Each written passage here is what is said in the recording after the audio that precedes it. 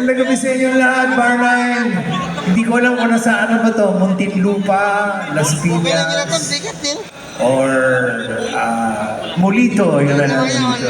Actually, taga-South din kami, taga-BF. Lahat kami taga-South, so we are at home, di katulad ng POT, ang layo pa ng pinanggalingan. Oy, welcome nga pala kasi tonight is a 90s night, sort of.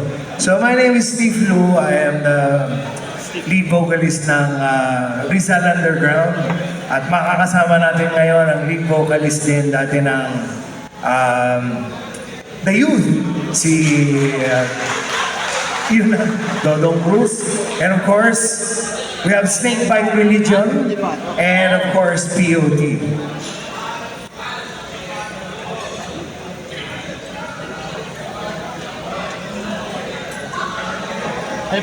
Thank you so much. So in 2017, naglabas ako ng solo project.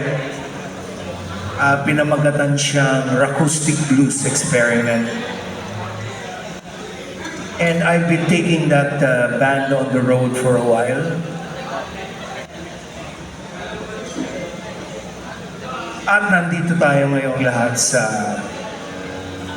Molito for the first time nung tumugtog dito sa Bar9. Ang ganda pala, para siyang The Sphere. Anyway, here's the second single from that CD called In Flight because it's a long journey. This song is called Kapag Ikaw Ang Kasama Ko.